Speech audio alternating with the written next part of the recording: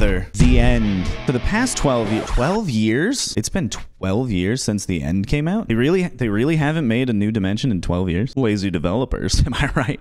Why don't they just put all the mobs in? Why do we have to vote? That's a new original take that I just had. For the past 12 years, Minecraft has only had 3 dimensions, and I'm going to change that by making a lot more. Welcome to my Dimension 20 project.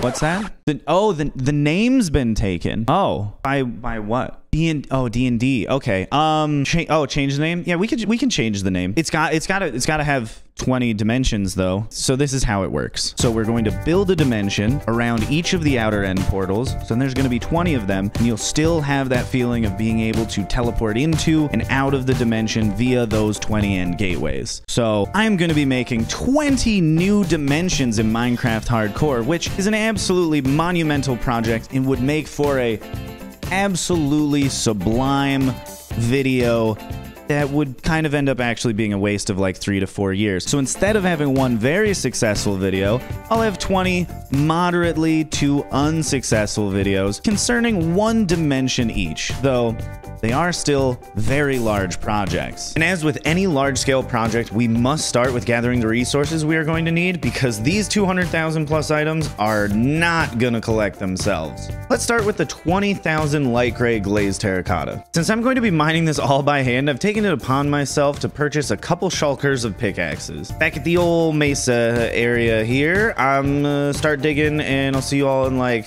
I don't know, a second. Well, hey, that's crazy. I'm already done digging.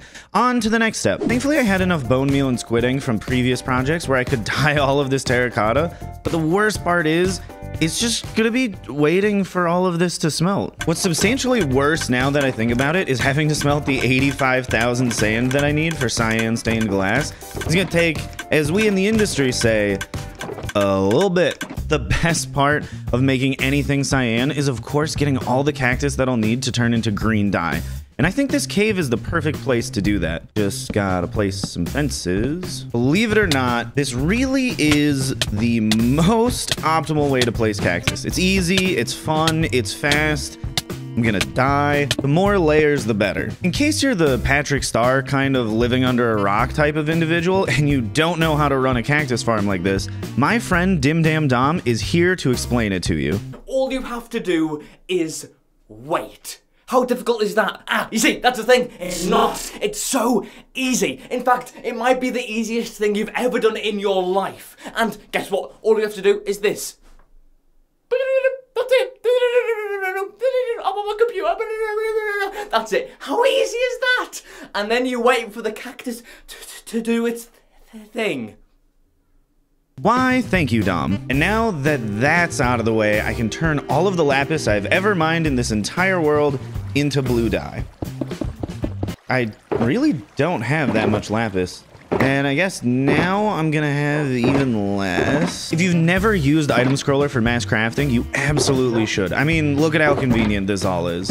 This mod has single-handedly saved hours of my life. Isn't that right, Cerberus? Now I just toss it all into the real mass crafting system. I still need to put in the 85,000 glass. Equally distributed across the system, of course. In case you don't know how this mass crafting system works, here's my friend Mr. Max Mondays to explain it all. What? I have no idea how that works. What are you talking about? And then we just pack it all up for easy transportation. Now, I haven't gathered all of the materials I need just yet, but I'm bored, so let's go to the end. My original plan was to get 1,400 zombie villagers and place them in sets of 70 on the opposite side of the 20 end gateways so I could have a mob switch at each location, because you can't chunk load in the end, but holy shit, I'm way too lazy to do that. So instead, I'm using the carpet mod to make it so you can chunk load in the end, which is simply putting a wither rose in a pot. Saves me, I don't know, like a couple of weeks, maybe a month. It's a lot. Now I can finally head to my workspace. It's such a beautiful blank canvas. And it's not blank enough. I need to get rid of all of this. I mean, just look at the map. All these islands are in the way. Now's the time to say goodbye because they're not coming back.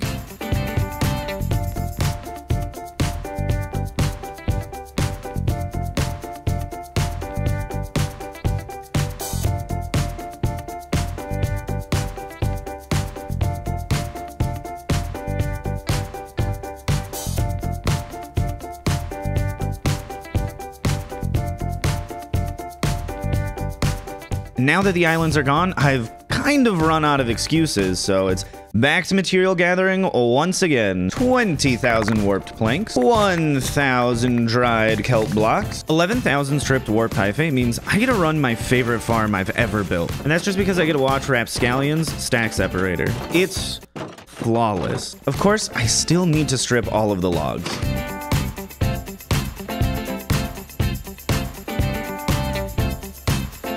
Killing Guardians and AFKing the Squid Farm is going to cover the 3,500 Dark Prismarine. I know it's not a part of the schematic, but I do also need tens of thousands of Dark Prismarine and Sea Lanterns for other stuff. I do need several Shulkers of Enrods, so I'm here in the Nether killing blazes in third person, which isn't that difficult, you know? It's a little awkward. Okay. And with all of that out of the way, let's build a new dimension.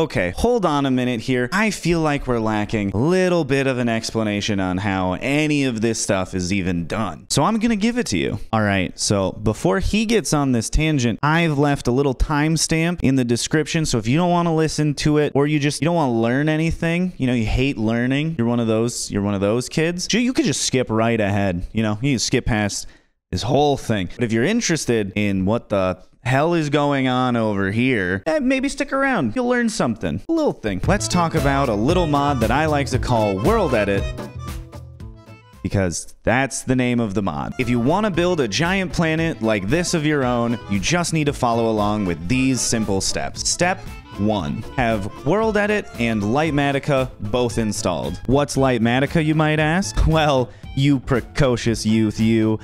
Shut up. We'll get to that. Step 2. Read through this entire documentation on expressions and noise functions in World Edit.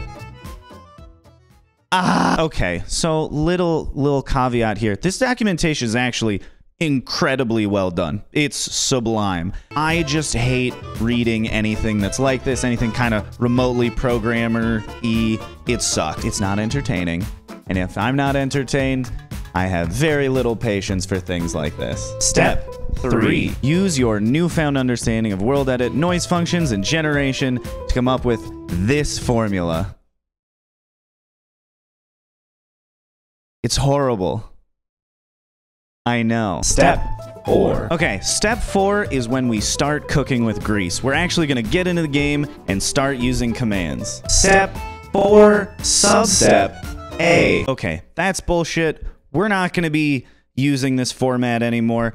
I'm just going to hold your hand and walk through this field of absolute confusion, and we're just going to go through everything kind of quickly. And if I at any point seem like I understand what I'm talking about, I don't. So be in an empty world in creative mode, fly high up into the sky, and then choose your center location with position 1 and position 2 commands. Next, you're going to want to use the outset command at the radius you want your whole planet to be. Now, the outset makes a large cuboidal selection, and you can't see it, so you're just going to have to know that that's what's happening.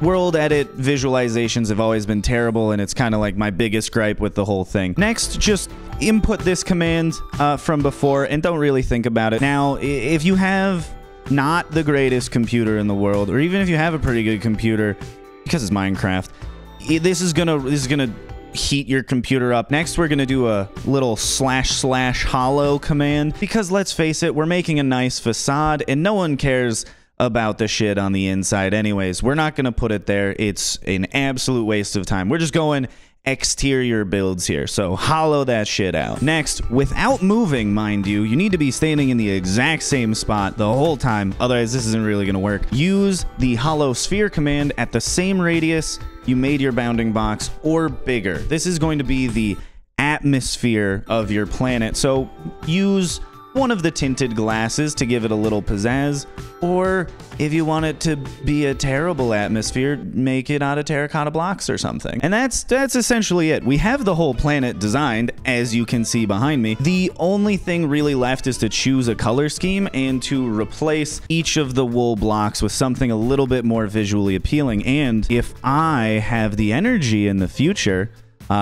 this is going to be cool because we can look at this design or maybe this pattern. That one's not terrible. What do you think about this one? This one is okay as well. And yeah, if I have the energy, those will all be different designs. If not, maybe they'll all be the same design and I'll think it's a funny joke. Or maybe I'll just do all the hard work anyway. Now, to actually build it in survival, we're going to need to use Lightmatica. See? I told you we'd get back around to this. Make your selection by placing one corner here and one corner here. Save your selection and name it something useful so you can find it in the future. Also, take a preview image because let's face it, even though you thought about naming it something useful, you're not good at naming things, and the visual reminder by just having a picture is a lot better anyway. Hop into survival, place your schematic where you want it to be, set it to layer mode, and go all the way down from the bottom, and we are going to build one layer at a time based on this blueprint telling us exactly where we need to place blocks. And congratulations, you now know how to waste exactly as much time as I do. Now, back to the video.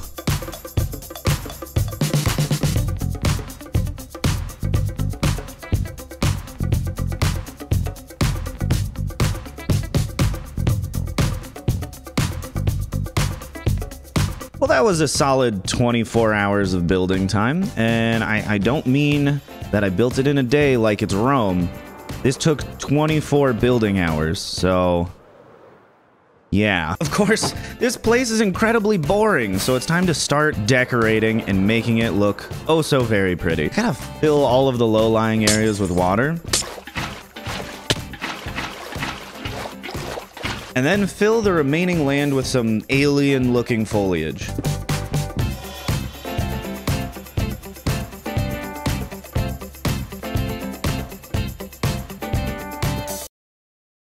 This took me 3 hours, though it is quite relaxing just building prismarine rocks, some glowing shelf mushrooms, bone mealing seaweeds, and building very, very, very, very, very, very, very, very many alien grasses. Oh, this is going to take a very long time. One upside so far is that it does look pretty cool on the map, so hopefully that can sustain me for the rest of the project. I think I've finished building these grasses, but it's really hard to tell because this area is unreasonably large. I get lost quite frequently, and I don't know if I've actually found everywhere on this little planet thing. As you can see, I've added lily pads and vines to liven up the area a bit more, but I think what I need are more dangly plants.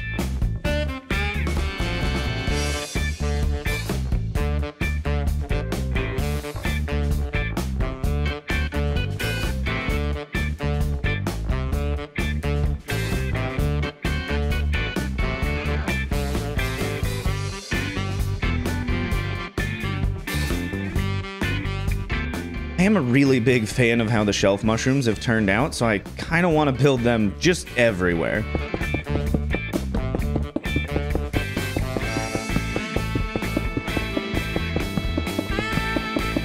It's all starting to come together, but I do need to plant more warped vines. I've been growing more over here because I didn't have enough, and I couldn't think of a better way to do it, to be honest.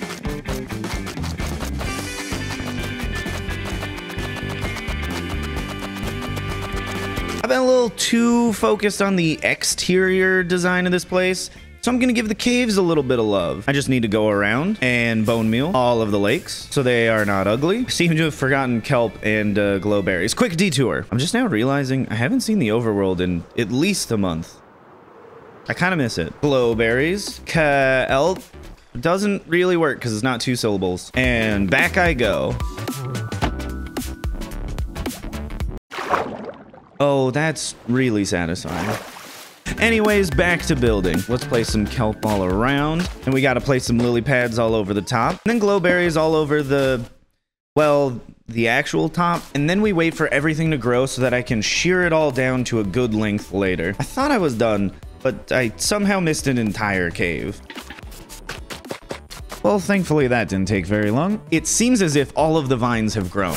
I do need to trim them all down with shears, but there's something else I need to do first. I don't know if you can tell, but I'm not in the end. I had to AFK the squid farm for a lot of black dye. I also need a ridiculous number of shards, so I'm gonna be here for a bit.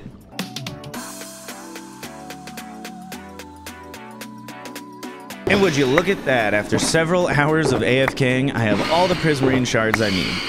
Oh, please don't. As you can see, I have brought over 400,000 shards, which I will be turning into about 50,000 dark prismarine. Not a great return on that investment. I just need to load them into the machine and then set all of these down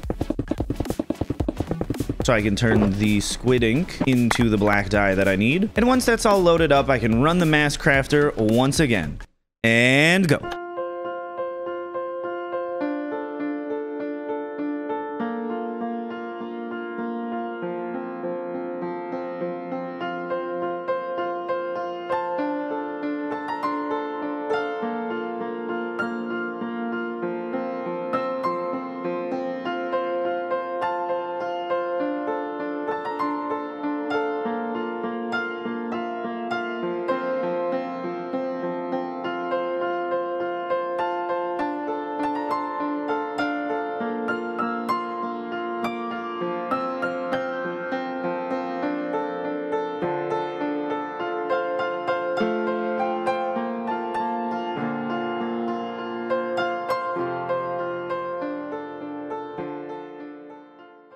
You'll see what all of the dark prismarine is for in the final step of the project, but first, I need to trim those plants like I mentioned earlier. This will probably take me about 4.5 hours.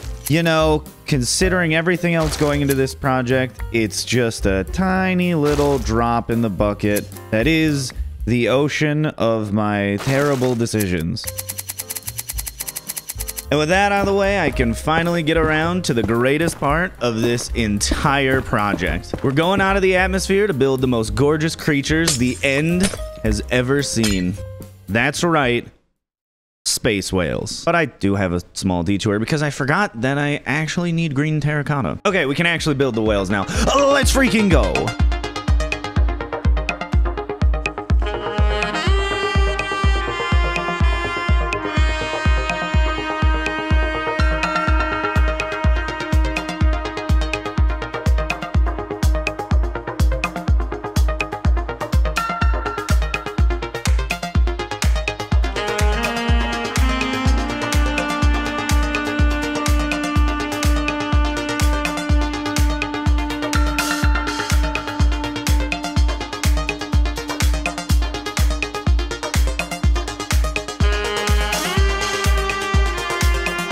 Look at this map. Oh, this area is so beautiful. It makes me want to take this pod and extend it so it's like a little bridge of whales all the way to the end aquarium in the middle. I think I'm too lazy though. This sounds really time consuming. But we're not done yet. We gotta add more. Shit. Okay, we gotta add more life to this place, which I have to breed because it's not like I had a large supply of blue axolotls just lying around. Fish for you, and for you, and for you, and for you. And now that I've bred a lot of them, we can disperse them throughout the dimension. Get in the bucket! I hope you enjoy your new home, little guys. That's not enough. This place desperately needs some tropical fish. Of course, not in the same caves as the axolotls. That'd be a really sad mistake to make. Be free, little guys. Go, enjoy your home. And with the animals put in place, the cyan dimension and 5% of this total project is complete. Now, despite collecting hundreds of thousands of blocks, destroying a large section of the end, constructing a massive new dimension, and filling that dimension with plants and animals, this project is really hard to show the true scale of with just video clips. So because of that, and because I've finally reached the episode 10 mark of this hardcore series, I'm releasing the world download for everyone to explore and enjoy. You can now freely explore the Mushroom Forest, the End Aquarium, and everything else my world has to offer. Hey, just a little side note here. You will need to use this mod that my friend made so that the End Gateway teleportation works properly. It's a different rant for a different video, but if you download the world, keep that in mind, or you'll be confused. A massive thanks to all of my Patreon patrons and YouTube channel members that allow me to spend months making these videos while still having food to eat. I have some other projects lined up in addition to the hardcore series, so be on the lookout for those. And as always, thanks for watching.